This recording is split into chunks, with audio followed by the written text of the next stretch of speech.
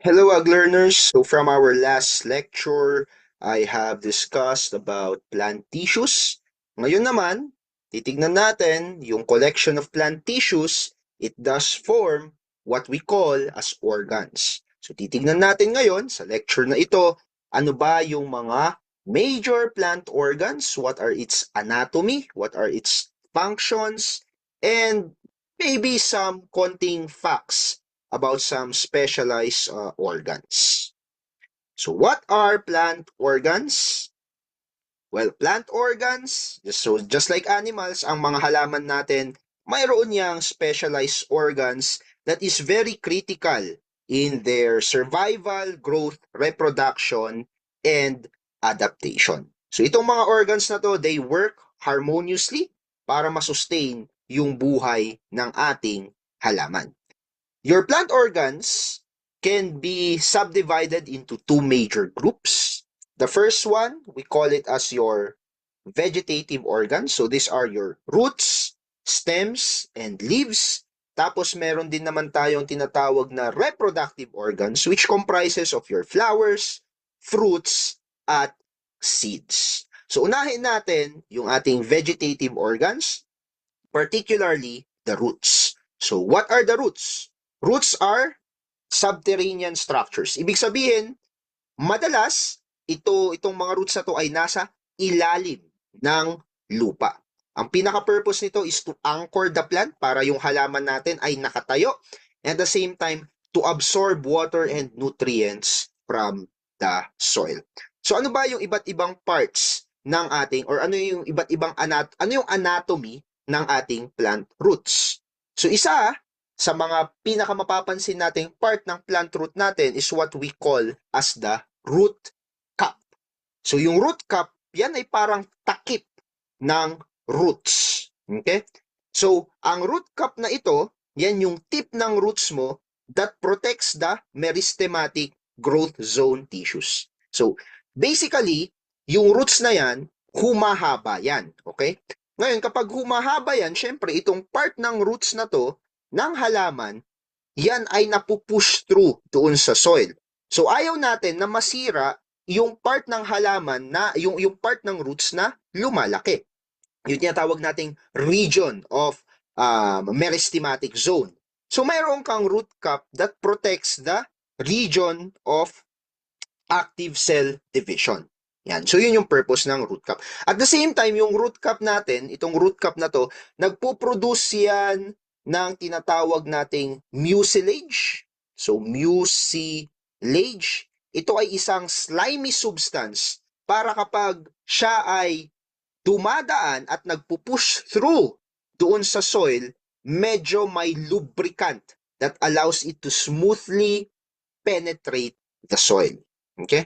Another part of your root system is yung sinasabi ko, yung meristematic zone or yung region of meristematic activity. So ito yon, yung just above the root cap, itong area na to, yung mga cells dyan, they are actively dividing. So meristematic tissues yung nandyan, they are actively dividing primarily para lumaki and humaba yung ating roots. Another part would be your region of elongation. So, kung sa area na to, region of meristematic activity, the cells are actively dividing, yung region of elongation, dyan naman, yan naman yung part ng roots na humahaba. So, by the name itself, elongation, humahaba yan para yung root cap ay mag-push through sa soil. Last but not the least, meron tayong tinatawag na region of maturation. So ito na yon, yung mayroong root hairs. So sa zone na ito, yung cells natin may specialized function na yan. So madalas makikita mo na dyan yung mga different tissues, yung mga different, what do you call this, permanent tissues like xylem, phloem, and epidermis. Ang pinaka-trademark talaga ng region of maturation is yung pagkakaroon ng tinatawag nating root hairs, which are basically extension of epidermal cells that are developed for the absorption of water and nutrients. So ano una ulit yung purpose ng ating roots? First off, for anchorage, para yung halaman ay naka-anchor doon sa lupa, hindi basta-basta natutumba, for absorption of water and minerals in the soil, for storage din, especially for some crops like tuber and root crops. And lastly, for conduction, so yung pagta-transport ng water and nutrients from the roots going up into the stem and leaves. Yun po yung function ng ating roots. Another important organ of your plant is your stems. So your stem, yan yung main structural axis of the plant. Yan yung reason kung bakit yung halaman mo ay patayo, upwards. Okay? So that's your stem. And basically, the stem connects the roots to the leaves and the flowers. Ano ba yung iba't ibang parts din ng ating stem? First off, meron tayong tinatawag na epidermis. So yung epidermis mo, yan yung outer protective layer ng ating stem. So ito siya. So kapag kumuha ka ng portion of that stem, yung pinaka-outside layer, we call that as your epidermis. And ang pinaka-purpose ng epidermis ay para maprotektahan yung halaman and to reduce water loss and also to shield the stem or to shield the plant, from any pathogen. Pag pumaloob ka from the epidermis, meron kang tinatawag na cortex naman. Okay? So, ang cortex, this is a layer of cells just near your epidermis na ang pinaka-function niya is the storage of starch and also to provide mechanical support doon sa ating stem. Another part of your plant stem would be your xylem and phloem. Collectively, we call them as your vascular bundles. And as we have discussed in the last lecture on tissues, our xylem and phloem is responsible for the transport of water, minerals, and sugar. And lastly, yung pinakagitna, here, this one, we call that as the pith. That is the central part of the stem, and it is also involved in storage. To summarize, ano ulit yung functions ng ating stem? For support, okay? So, sinusuportahan niya yung leaves, yung fruits, yung flowers. For transport, katulad ng ating xylem and phloem. For storage purposes, katulad ng cortex at ng ating pith. And for some plants, the stem is also used for photosynthesis. So if I'm not mistaken, for example, yung cactus natin, di ba? Yung cactus natin, medyo malapad yan. Yan ay specialized stem actually. Hindi yan yung dahon ng cactus. Actually, yung dahon ng cactus is yung parang spikes na mapapansin natin sa kanya. Yun yung pinakadahon niya. Pero kung saan nakalagay yung spikes, this one, the area here, yun actually yun ay actually specialized stem that is the one functioning for photosynthesis.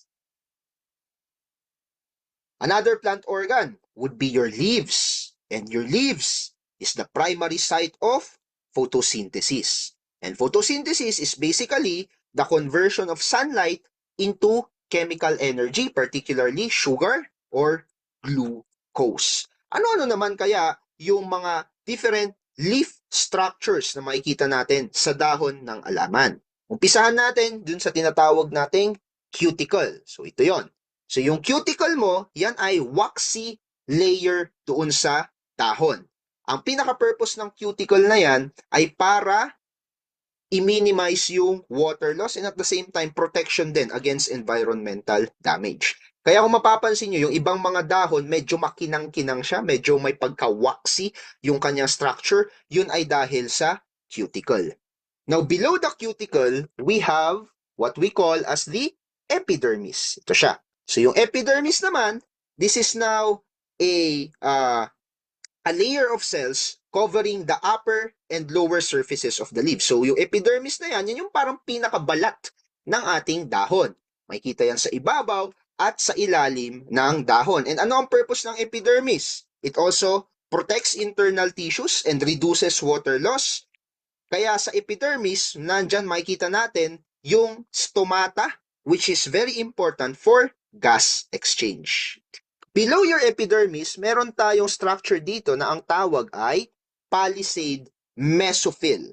So the palisade mesophyll, these are a layer of tightly packed cells, and napakayaman ng palisade mesophyll na to sa cells na may chloroplast. And dahil mayaman yan, dahil maraming chloroplast, itong palisade mesophyll natin, it is also logical to think na ang palisade mesophyll na andyan yung primary site of photosynthesis. So bakit primary site of photosynthesis ang palisade mesophyll? Dahil nga marami yung concentration ng chloroplast sa palisade mesophyll. Now, below your palisade mesophyll, meron kang tinatawag naman na spongy mesophyll. So, bakit kaya spongy siya? Because it is composed of loosely arranged cells, and mapapansin nyo may mga air spaces dyan. Ano yung pinaka-purpose ng spongy mesophyll natin? It thus facilitates gas exchange, katulad ng carbon dioxide and oxygen. Now, ang spongy mesophyll, kakaunti lang yung chloroplast niyan as compared to the palisade mesophyll na nasa ibabaw niya. Another one would be your veins, or we also call that as your vascular bundles, and it is composed of your xylem and phloem. Again, ang xylem mo, it moves water and nutrients. Ang phloem mo naman, it moves food or it moves sugar along the leaves of your plant. And below the vascular bundles, below the veins, makikita mo may nandyan din yung ating stomata. So yan yung opening basically for gas exchange and water release. And doon sa stomata natin, merong dalawang cells that opens and closes the stomata depende sa panahon. We call that as guard cells. So kapag napakainit ng panahon, the guard cells will actually shut down, closing the stomata para hindi ma-release yung tubig na nasa halaman. Whereas kapag masyado namang maraming tubig yung halaman, nag-o-open yung guard cells natin para makapag-release ng excess water yung ating halaman through the opening called the stomata. Ano ulit ang pinaka-purpose ng ating leaves? First off, very important yan for photosynthesis. So the creation of food from sunlight and other molecules. We also have transpiration, yung pagre-release ng tubig or pagre-release ng excess water from the plant. And at the same time, in relation to gas exchange, yan yung purpose ng ating leaves. Kumbaga yung leaves, yan yung ilong at bunganga ng ating halaman. Kasi diyan nangyayari yung exchange ng carbon dioxide and oxygen. And at the same time, diyan din, kumbaga sa dahon, diyan nagpapawis yung ating halaman, and that is transpiration. Dako naman na tayo sa mga reproductive organs ng halaman. We have flowers. So flowers, these are the reproductive structures of your plants. And ano-ano yung mga different parts ng ating flowers? First, we have the sepals. Okay? Yung sepals, ito yon, yung green part ng ating flower. Ang pinaka-purpose niyan is to protect the flower bud. So para protektahan or basically hawakan yung buong bulaklak. Yun ang purpose ng sepal. And it is also called your calyx. Now, aside from your sepals, we also have your petals, and we call that as your corolla. And yung petals, yan yung usually makulay na parte ng ating bulaklak. And bakit siya makulay? To attract pollinators, para magkaroon ng pollination, which is very essential in reproduction. Another part of your flowers would be the male part of your flowers, and the male part of your flowers is called the stamen. And the stamen is composed of two structures. We have the anther and the filament. Ano yung anther? Yung anther, siya yung nagpuproduce ng pollen grains, whereas yung filament, siya yung nakahawak doon sa anther to provide support. Yun lang yon. So anther, siya yung nagpuproduce ng pollen grains, Ano yung naghahawak sa kanya for support? Ang tawag doon, filament. Now, kung meron kang male part ng halaman, which is called the stamen, meron ka rin, of course, female part. And the female part is called the pistil or also called the carpel. So, meron tayong three major structures dun sa ating female part. We have the stigma. Yung stigma, ito yon, siya yung nagre-receive ng pollen from the stamen. Now, yung tube, pababa doon sa ovary, we call that as the style. So, it connects the stigma and the ovary. Ito yon, yung tube na nasa baba dyan, that connects the stigma to the ovary. And finally, your ovary, this one, contains your ovules. And your ovules is the one, yun yung maliliit na mga dots doon, maliliit na mga buto doon, those are the ones that will soon develop into seeds after fertilization. What is, in summary, the purpose of flowers? For pollination, for fertilization, and for reproduction. Now, kapag nag-mature na yung ating seeds, yan ay yung mga seeds po na yan are being enclosed now into another reproductive structure we call as our fruits. Okay? So kapag na-fertilize na yung ovules na yan, yung ovary, yan na yung magde-develop into a fruit. So, tandaan nyo yun. Ano yung structure ng halaman that develops into a fruit? That is your ovary. And your fruit is consist of the following parts. Exocarp, yan yung outer skin ng prutas natin. Yun na yung nasa gitna naman, which is usually the fleshy part of the fruit, this one, ang tawag mo naman doon, mesocarp. Mesocarp.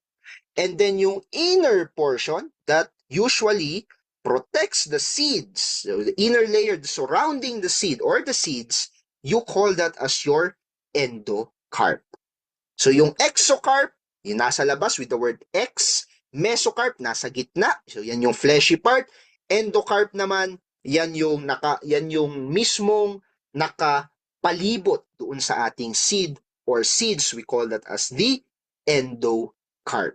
Sa kabuuan, ang tawag natin dyan, sa endo, meso, and exocarp, we call that as your pericarp. Pericarp. So ano ba yung madalas natin kainin sa mga prutas? Exo, endo, or mesocarp? Madalas kainin, of course, yung mesocarp. Kasi yan yung fleshy part ng ating fruits. Yung exocarp, yan yung balat. Yung endocarp naman, yan yung mismong nakapalibot sa seeds. So what is the purpose of the fruit? To protect the seed. Okay? Kaya nga ine-envelope niya yung seed natin para protektahan, para hindi masira, hindi mabulok. Number 2, for seed dispersal din. Okay? Kaya makulay ang mga prutas at kaya may lasa dyan kasi ina-attract niya itong mga iba't ibang mga organisms like birds, like even human beings. Nakainin yon tapos itapon yung buto sa iba't ibang parts ng area na may lupa para doon ay tumubo. And at the same time, your fruit is also used for storage, particularly the storage of glucose. Now, your fruits can be categorized into two. We have dry fruits and we have fleshy fruits. And your dry fruit can, again, categorize into two. Meron tayong dehiscent fruit and indehiscent fruit. Kapag sinabi nating dehiscent fruit, yan yung mga prutas na kapag that they can split open para ma-release yung seed. So kapag pinisil mo yan, it will open up para i-release yung mga seeds na to. So example ng dehiscent fruits would be capsules, okay, katulad ng iris plant, legumes, katulad ng pea, and follicles, katulad ng milkweed. Ang indehiscent fruits naman, yan yung it's not splitting open to release the seed. So for example, yung fruit ng dandelion, wala ka naman kailangan i-split open dyan. So yung fruit ng dandelion, we call this as the achene. So these are small single-seeded fruit where the seed is attached to the fruit wall at one point. So yan yung fruit ng dandelion plant. We also have samara, yung fruit ng maple, this one. So this is a winged achene aiding for wind dispersal. So actually, kung mapapansin nyo, yung akin at saka samara, lumilipad po yung mga fruits na yan for seed dispersal. We also have grains. So grains, the seed is tightly fused to the fruit wall, common in cereals like corn, and we have nuts like acorn. Okay? Madalas, very hard-shelled itong mga fruits na to with a single seed inside. And the purpose kung bakit hard yung shell ng fruit na to is to protect the seed. So yan yung two types of dry fruits. We also have fleshy fruits. So fleshy fruits naman, they have soft and edible pericarp. Yan yung mga prutas na madalas nakakain natin, yung kanyang pericarp, particularly the mesocarp. Katulad na lamang ng one classification of fleshy fruit would be your berries, katulad ng kamatis. Kung saan the entire pericarp are fleshy and the seeds are embedded within them. So pwede mong kainin yan kasi very fleshy, very soft ang kamatis. Meron din tayong tinatawag na pepo. So pepo is a type of berry, basically. However, medyo thicker yung kanyang prutas. This is common in the gourd family, for example, yung ating pipino. Yan, pepo po yan, cucumber. Meron din tayong tinatawag na drupe. So ang drupe, meron siyang fleshy outer layer pero yung loob niyan, merong isang endocarp na napakatigas enclosing the seeds. And example dyan would be your cherry. Another one would be your hesperidium. Example would be your orange. This is common in citrus fruit. Ang unique characteristic ng hesperidium is that leathery yung kanyang balat and juicy naman yung kanyang loob. And finally, we have pome. Ang example dyan would be apple, na ang pome, yung fleshy part niya is actually not the ovary. So, di ba, sabi ko sa inyo kanina, yung ovary, yun yung nagiging prutas, right? So, if you're going to look at your apple, actually, yung ovary lang yan is ito.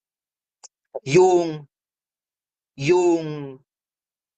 fleshy part niya, this one, this area, is actually the receptacle of the flower. Pero nandun pa rin naman si ovary, hindi nga lang yun yung kinakain natin na fleshy part sa apple. Another organ, I think this would be the last organ, reproductive organ, would be your seeds. And seeds, yan yung basically, yan yung embryonic structure ng ating halaman. Yan yung reason kung bakit kayang-kaya nating mag-propagate ng halaman sexually, of course, kasi meron tayong asexual methods of propagating plants. And what are the different parts of your seeds? We have, of course, the seed coat.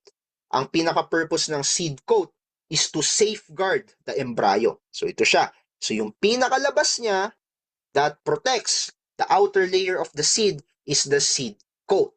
So yan din yung reason kung bakit nagkakaroon tayo ng tinatawag na seed dormancy. Yan, yung seed coat. Napakakapal niyan para kapag hindi ganun ka-favorable yung environment, hindi basta-basta nag-germinate yung ating seeds. We also have the plumule. So yung plumule, yan yung magiging stem and leaf ng halaman. So yan yung parang fetus na stem and leaves ng halaman. So it's also called your embryonic shoots, right? Meron din tayo tinatawag na hypocotyl. So this one, hypocotyl. So the hypocotyl now, this is the stem-like structure below your plumule. It connects the cotyledon to the radicle. It contributes to the initial stem growth. So yung hypocotyl natin, yan yung mostly nagiging stem ng ating halaman. So yung plumule, basically yung plumule, yan yung fetus na shoot. Yung hypocotyl naman, yan yung fetus na stem ng ating halaman. Now, kapag meron kang fetus na stem and fetus na shoot, meron ka ring fetus na roots, right? And ano yung tawag mo naman doon? You call that as your radicle. This is your embryonic root naman. Yan na yung magiging root system ng ating halaman. And finally, we have cotyledon. Na cotyledon, yan yung food storage structure ng ating seed that provides energy.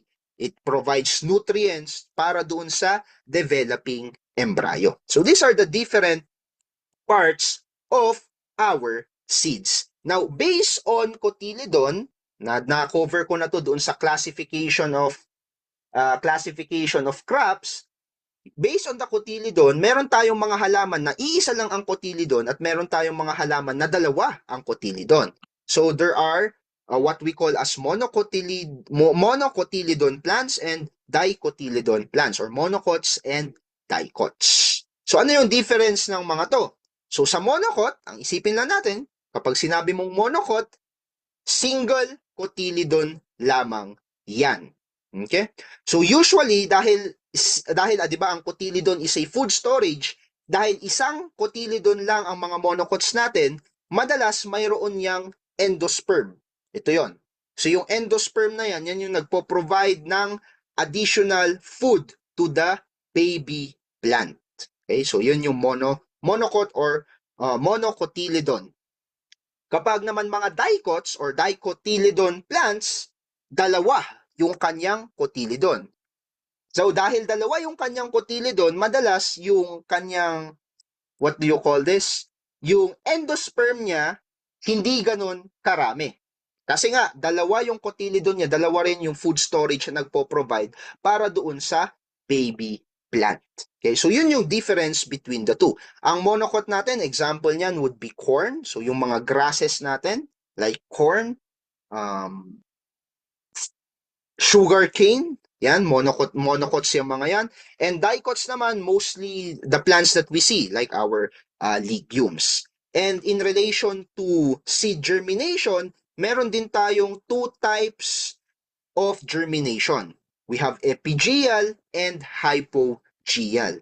Kapag sinabi mo na yung germination ng iyong buto is epigeal, you can see here na yung cotyledon ay sumasama habang nag-germinate yung halaman.